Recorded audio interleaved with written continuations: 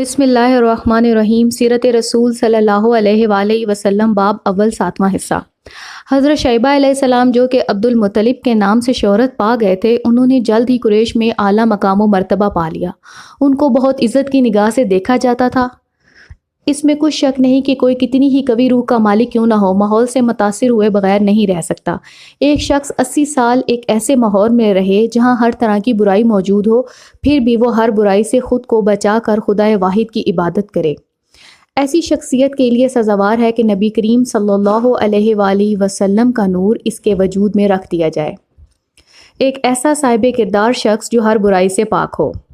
حضرت عبد المطلب علیہ السلام کی شان میں بہت سی احادیث بیان ہوئی ہیں۔ ایک معتبر حدیث میں منقول ہے کہ حضرت سرور عالم صلی اللہ علیہ وآلہ وسلم نے حضرت علی علیہ السلام سے فرمایا کہ حضرت عبد المطلب علیہ السلام نے جاہلیت کے زمانہ میں 5 سنتیں مقرر کیں جن کو خدا نے اسلام میں جاری و قائم رکھا۔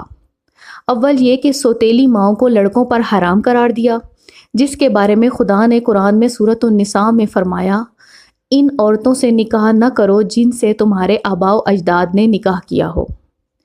دوسرا یہ کہ انہوں نے خزانہ پایا تو اس میں سے 5واں حصہ راہ خدا میں دے دیا، جس کے متعلق اللہ تعالیٰ نے سورۃ الانفال میں فرمایا، یاد رکھو کہ جب تمہیں مال غنیمت حاصل ہو تو اس میں سے 5واں حصہ خدا کے لیے صرف کرو۔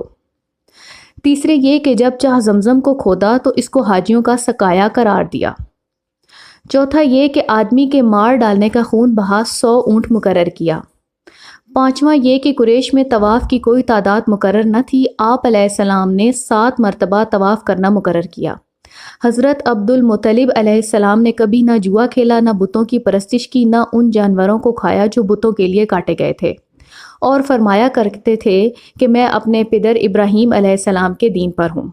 حدیث معتبر میں حضرت امیر المومنین علیہ السلام سے منقول ہے کہ آپ علیہ السلام نے فرمایا، واللہ نہ میرے باپ نے بتوں کی پرستش کی، نہ میرے دادا عبد المطلب علیہ السلام نے، نہ میرے جد بزرگ جناب ہاشم علیہ السلام نے، اور نہ عبد مناف نے، بلکہ وہ لوگ کعبہ کی جانب رخ کر کے نماز پڑھتے تھے اور دین ابراہیم علیہ السلام پر قائم تھے اور حضرت محمد صلی اللہ علیہ وآلہ وسلم کے دین سے متمسک ہو گئے۔